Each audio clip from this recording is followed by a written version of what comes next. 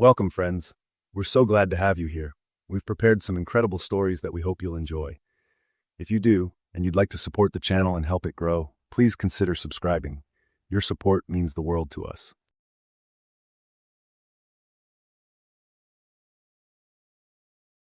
I'm not the type to go on blind dates. The idea of meeting a complete stranger, sitting across from them while trying to figure out their motives, has always seemed unsettling. But when my coworker Lisa insisted I meet her perfect friend Jake, I reluctantly agreed. "It's just dinner," she'd said with an encouraging smile. "He's sweet, kind, and totally normal. Trust me." Against my better judgment, I let her set it up. Friday night, 7 p.m., at a cozy Italian place downtown. I told myself it couldn't be that bad. When I arrived, the restaurant was bustling, the dim lights casting shadows on the wooden walls. I spotted Jake immediately. He looked just like the photo Lisa had shown me. Tall, broad shoulders, clean-shaven. He smiled when he saw me and stood to greet me. "You must be Emily," he said, his voice warm and smooth. "And you must be Jake." I smiled back, my nerves easing slightly. He pulled out a chair for me, and I sat down. Maybe this wouldn't be so bad. The conversation started off easy enough. Jake was charming, quick with a joke, and surprisingly interested in what I had to say. He asked about my job, my hobbies, even my family. It felt nice. Until the waitress brought our drinks. She set a glass of wine in front of me and a whiskey in front of him. But when she glanced at Jake, her smile faltered. Her eyes flicked to me for just a moment, and I could have sworn I saw a flash of worry. "Is there anything else I can get you?" she asked, her voice tight. "No, we're good," Jake said quickly, his smile unwavering. She hesitated for a beat before nodding and walking away. I watched her go, my stomach twisting slightly. Had I imagined her discomfort? "So, Emily," Jake said, drawing my attention back to him. "What's the craziest thing you've ever done?" I laughed, brushing off the uneasy feeling. The date carried on, and for the most part, it was great. But every now and then, I'd catch Jake looking at me with an intensity that made my skin prickle. His questions grew more personal as the night went on. How many people had I dated? Did I live alone? Did I have a spare key hidden somewhere? I tried to chalk it up to nerves. Blind dates are awkward, right? Maybe he just didn't know what was appropriate to ask. By the time dessert rolled around, I was ready to head home. Jake insisted on paying the bill, which I appreciated. And as we stood to leave, he asked if he could walk me to my car. I hesitated. The parking lot wasn't far, but it was dark, and the streets were mostly empty. Still, refusing might seem rude. "Sure," I said, forcing a smile. We stepped outside, and the cool night air hit my face. The restaurant's warm glow faded behind us as we walked toward the lot. Jake kept close, his hand brushing against mine. "So, did I live up to Lisa's hype?" he asked, his tone light. I laughed nervously. "You were definitely more charming than I expected." "I'll take that as a win," he said. But his voice had a strange edge to it, like he wasn't entirely joking. When we reached my car, I unlocked the doors and turned to face him. "Thanks for dinner. It was nice meeting you." "Nice meeting you too," he said. But he didn't leave. He just stood there, staring at me. Good night," I said, hoping he'd take the hint. "Good night," he echoed, but he still didn't move. The unease I'd felt earlier came rushing back. My hand tightened on my purse strap, and I took a small step back. "Jake, is everything okay?" He tilted his head, studying me. "You seem nervous." I forced a laugh. "No, I'm just tired. Long day, you know?" His eyes flicked to the car, then back to me. "You sure you'll be safe driving home?" "I'll be fine," I said quickly. "Thanks again for dinner." I opened the driver's side door, hoping he'd take the hint and leave. But as I climbed in, he leaned closer, one hand on the roof of the car. "You should text me when you get home," he said. "Will do," I lied. He hesitated, then stepped back, allowing me to close the door. I started the engine, relief washing over me. He waved as I pulled out of the lot, but his smile looked off, forced. I didn't relax until I was halfway home, the city lights blurring past me. But as I turned onto my street, a chill ran down my spine. A pair of headlights appeared in my rearview mirror, following me closely. "It's just a coincidence," I told myself. "Lots of people live in this area." But when I pulled into my driveway, the car stopped at the curb. My heart thundered as I sat there, gripping the steering wheel. The other car's headlights stayed on, illuminating my yard. I couldn't see who was inside. I grabbed my phone and dialed Lisa. Hey, how'd it go? She answered cheerfully. Lisa, I said, my voice shaking. Does Jake drive a black sedan? There was a pause. No, he drives a blue truck. Why? My stomach dropped. I glanced back at the car, panic rising. Someone followed me home, I whispered. They're sitting outside right now. Oh my God, Lisa said. Do you want me to call the police? Before I could answer, the car's engine revved. It reversed abruptly, tires screeching as it sped down the street. I sat frozen, my heart pounding. Emily? Lisa's voice crackled through the phone. Are you okay? I don't know, I admitted. I stayed on the line with her as I locked every door and window in the house. Eventually, I calmed down enough to convince myself it was just a coincidence, a random driver who'd taken the wrong turn. But deep down, I wasn't so sure. When I crawled into bed that night, I couldn't shake the feeling of being watched. Every creak, every shadow made me jump. Next morning, I found a single rose on my front porch. No note, no explanation. I deleted Jake's number and told Lisa I didn't want to hear from him again. She apologized profusely, swearing she had no idea he could be so creepy. But here's the thing, I don't think it was Jake. To this day, I don't know who followed me home that night, or who left the rose. And every time I go on a date, I can't help but wonder if they're still out there, watching, waiting.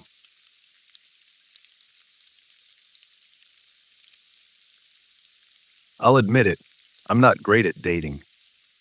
But when Sophie matched with me and actually wanted to meet up, I figured I'd give it my best shot. She was gorgeous in her photos. Bright smile, auburn hair, and these piercing blue eyes that made you want to tell her your life story. We agreed to meet at a coffee shop near her place, a little off the beaten path, but still public enough to feel safe. I got there early, nervously fiddling with my watch and double-checking my breath like an idiot. When Sophie walked in, I almost forgot how to talk. She was even more stunning in person. She greeted me with a quick hug and a laugh that sounded effortless. Her presence had this magnetic quality, like she was the only person in the room who really mattered. The conversation flowed easily.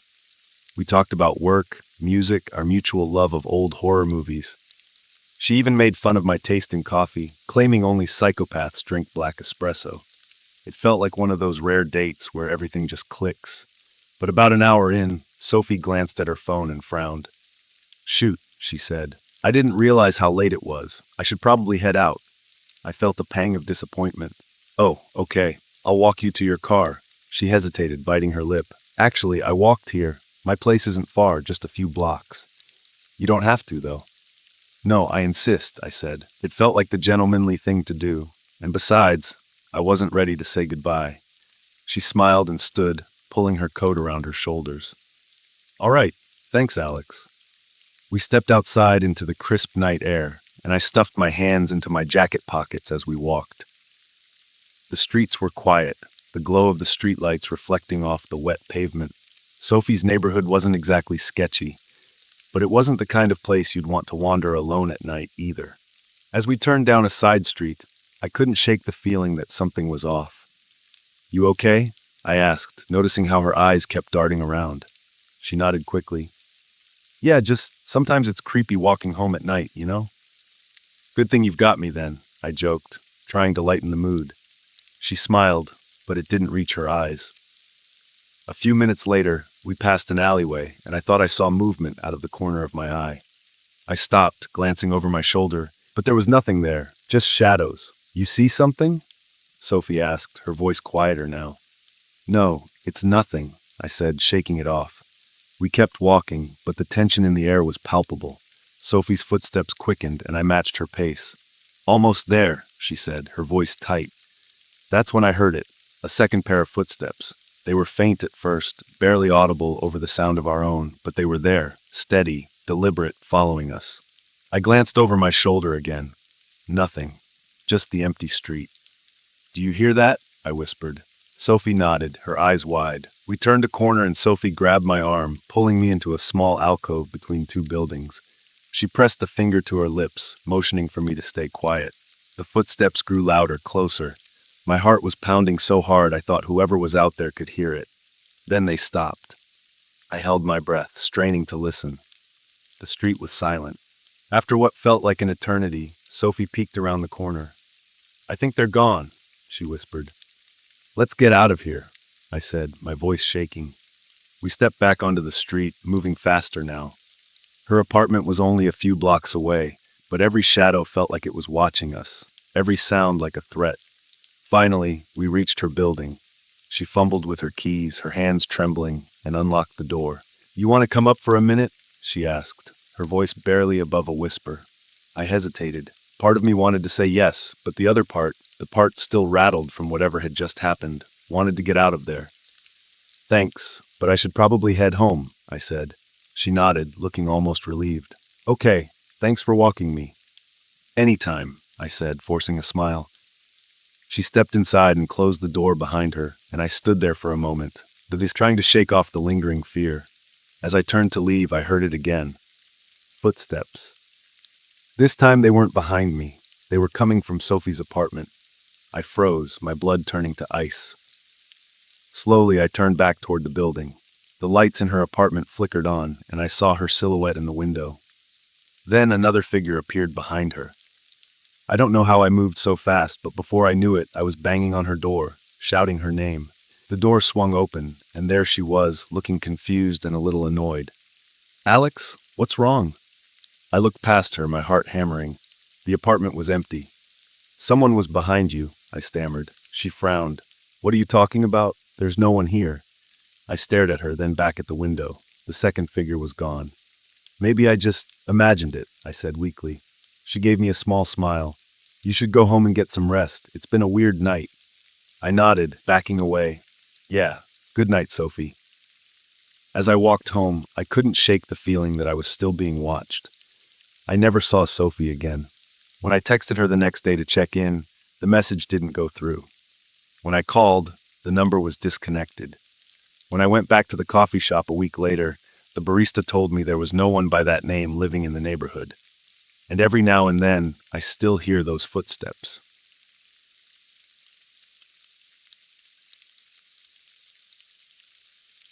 It all started with an app. After a week of chatting, Kevin seemed like a decent guy. His jokes landed, he loved dogs, and his profile picture showed him holding a plate of tacos, which, honestly, felt like husband material. So, when he suggested dinner at a local burger joint, I said yes. I showed up 5 minutes early, nerves bubbling in my chest. I scanned the tables and spotted him instantly. There he was, Kevin, sitting by the window in a button-down shirt, looking better than his photos. I waved, and he waved back, a big grin on his face. "Hi, Kevin," I said as I slid into the booth. "Yep, that's me," he said.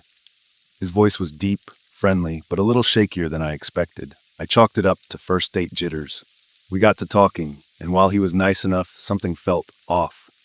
His laugh was louder than I remembered from our calls. He didn't bring up the inside jokes we'd shared earlier that week, and he kept glancing over his shoulder like he was expecting someone. Then came the real kicker. "So, he started, do you still go to yoga every Thursday?" I blinked. I'd never mentioned yoga. "I don't do yoga." "Oh, right," he said, rubbing the back of his neck. That must have been someone else. Red flag. But maybe it was a mix-up? People talk to multiple matches online, right? I let it slide and took a sip of my water. We ordered food and the conversation turned to pets. "So, you have a cat named Luna?" he asked, his face lighting up. I froze. "No, I'm allergic to cats." "Oh," he said, his smile faltering. By then, my stomach was sinking. Something was definitely weird. I pulled out my phone to double-check our messages, and that's when I saw it. Kevin number 1, the guy I had been chatting with, had texted me 5 minutes ago. "Hey, running late. Be there soon." My heart stopped. "Excuse me," I said, standing up abruptly. Need to use the restroom." I ducked into the hallway near the bathrooms, panic clawing at my chest. Who the hell was I sitting with? Was this some kind of prank? A mix-up? I peeked around the corner at the guy in the booth. He was nervously fidgeting with his straw wrapper, looking around like he was expecting to get caught. And then it hit me. He wasn't the wrong Kevin. He was a creepy Kevin. I texted the real Kevin. "Are you almost here? I think I'm with the wrong person." He replied instantly, "What?" "I'm parking now." "Wait, who are you with?" "Good question, Kevin." I stepped out of the hallway just in time to see the real Kevin walk through the door. He looked like his profile picture, too. Same brown hair, same friendly face, but this guy had the vibe of someone who wasn't planning on wearing my skin as a suit. Fake Kevin saw him too. His eyes widened and he immediately bolted out of the booth, heading for the door like he'd been caught shoplifting. "Wait!" I shouted, but he didn't stop. Real Kevin and I both stood there, stunned, as fake Kevin pushed through the exit and disappeared into the parking lot. "What just happened?" Real Kevin asked, looking between me and the empty booth. I sighed, still clutching my phone. I think I just got catfished in real life. Real Kevin stared at me for a second before bursting into laughter. "Are you serious? Who does that?" Apparently, Kevin number 2.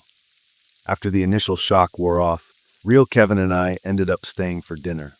And honestly, it turned out to be a pretty good date. We laughed about how surreal the whole thing was, and spent the rest of the night coming up with increasingly absurd theories about fake Kevin's motives. But I'll say this, from now on, I'm confirming names twice before I sit down at a table.